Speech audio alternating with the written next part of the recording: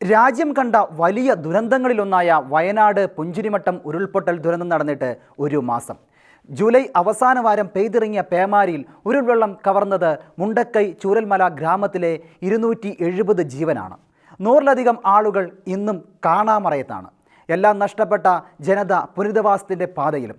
സർക്കാർ നിശ്ചയിച്ച നഷ്ടപരിഹാരം വാങ്ങാൻ പോലും ആരും അവശേഷിക്കാതിരുന്നത് 58 കുടുംബങ്ങളാണ്. ജൂലൈ 30-ന്റെ കറുത്ത ആകാശത്തിന് കീഴിൽ വെള്ളിടി വെട്ടിയത് രാജ്യം കണ്ട ഏറ്റവും വലിയ ദുരന്തത്തിൻ്റെ ദുസൂചനയായാണ്. ദിവസങ്ങളായി പെയ്തൊഴിയാത്ത മഴയിൽ ചൂരൽമലയ്ക്ക് മുകളിൽ നിന്നും ഉരുൾപൊട്ടി ഒഴുകിയെത്തിയത് ഒന്നും അറിയാതെ നാളെയെ സ്വപ്നം കണ്ടുറങ്ങിയ ഒരു ജനതയ്ക്ക് മുകളിലേക്കാണ്. എല്ലാം നഷ്ടപ്പെട്ടവർക്ക് ഉറക്കെ കരയാൻ പോലും കഴിയാത്ത സ്ഥിതിയിലേക്ക് മിനിറ്റുകൾ കൊണ്ട് പ്രകൃതി മാറിമറിഞ്ഞു. 2 ദിവസം പെയ്ത ശക്തമായ മഴയിൽ പുഞ്ചിരിമട്ടത്തെ വനത്തിൽ നിന്നാണ് ഉരുൾവെള്ളം കുതിച്ചെത്തി നൂറുകണക്കിന് ജീവൻ ഒഴുക്കിക്കൊണ്ടുപോയത്. പിന്നീട് നടത്തിയ ഊർജിത തെരച്ചിലിൽ 231 മൃതദേഹങ്ങൾ കണ്ടെടുത്തു. 217 ശരീരഭാഗങ്ങളും കണ്ടെത്തി. തിരിച്ചറിയാത്ത 55 മൃതദേഹങ്ങളും 203 ശരീരഭാഗങ്ങളും പുത്തുമലയിലെ ഹാരിസൺ മലയാളം പ്ലാന്റേഷനിൽ തയ്യാറാക്കിയ പൊതുശ്മശാനത്തിൽ സംസ്കരിച്ചു. DNA പരിശോധനയിലൂടെയാണ് 36ഓളം ശരീരഭാഗങ്ങൾ തിരിച്ചറിഞ്ഞത്. പ്രവാസിയായിരുന്ന നൌഫലിന് നഷ്ടപ്പെട്ടത് കുടുംബത്തിലുണ്ടായിരുന്ന 11 പേരെയുമാണ്. 58 കുടുംബങ്ങൾ ഒരാൾ പോലും അവശേഷിക്കാതെ ഇല്ലാതായി. 1200 കോടി രൂപയുടെ നാശനഷ്ടമാണ് ഔദ്യോഗികമായി കണക്കാക്കുന്നത്. 236 വീടുകൾ ഒലിച്ചുപോയി. 1555 വീടുകൾ പൂർണ്ണമായും വാസയോഗ്യമല്ലാതായി. പുനരധിവാസത്തിന് ചുരുങ്ങിയത് 2200 കോടി രൂപയെങ്കിലും വേണ്ടിവരുമെന്നാണ് കണക്ക്. ദുരന്തത്തെക്കുറിച്ച് ഓർത്തെടുക്കുകയാണ് പരിസരവാസികൾ.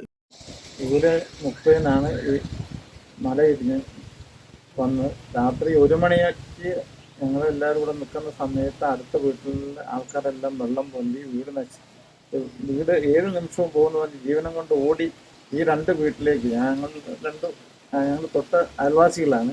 ഞങ്ങൾ 2 വീടുകളിലേക്ക് ഓടി വന്നു. അവരിവിടെ അഭയം പ്രാപിച്ച് അങ്ങനെ 2-2.15 വരെ നിൽക്കുമ്പോൾ എനിക്ക് തോന്നി എന്തോ ഒരു ആകാശത്തു നിന്നൊരു മേഘ വിസ്ഫോടനം പോലൊരു സൗണ്ട്. അപ്പോൾ ഉരുള് പൊട്ടി ഈ ഫ്രണ്ടിലുള്ള കുന്ന് ഇങ്ങോട്ട് വരികയാണോ, ഞങ്ങൾ ഇരിക്കുന്ന കുന്ന് താഴേക്ക് ഒന്നും അറിയാൻ പറ്റാതെ ആകെ ഞങ്ങളൊരു 10-50 മെമ്പേഴ്സ് ഉണ്ട്. പല വീടുകളിലും ഓടി വന്ന ആൾക്കാർ.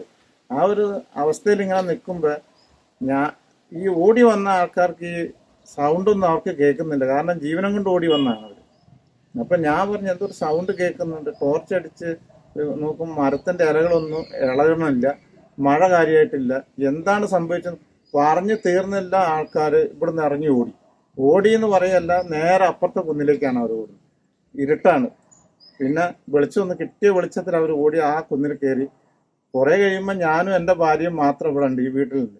ഞാൻ പറഞ്ഞു നമുക്കൊന്ന് പോയി പള്ളിയുടെ മേലെ, ഓർത്തഡോക്സ് പള്ളിയാണ്, അതിൻ്റെ മേലെ നമുക്ക് ആ മുറ്റത്തുനിന്ന് പോയി ഏത് ഭാഗത്തു നിന്നാണ് ഈ സൗണ്ട് കേൾക്കുന്നത്. കാരണം ഞാൻ എസ്റ്റേറ്റിൽ 78 മുതൽ ജോലി ചെയ്ത് 2009 റിട്ടയർഡ് ആയ ആളാണ്.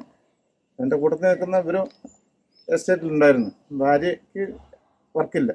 അപ്പോൾ അവിടെ കയറിയ ഏകദേശം ഒരു രൂപം. കാരണം 2018 പുത്തുമല ഉരുളുപൊട്ടി, 1984 മുണ്ടക്കയിൽ പൊട്ടി. അപ്പോൾ ഈ 3 പൊട്ടും നമ്മുടെ മുമ്പിൽ തന്നെ നമ്മൾ അനുഭവിച്ച ആൾക്കാരാണ്.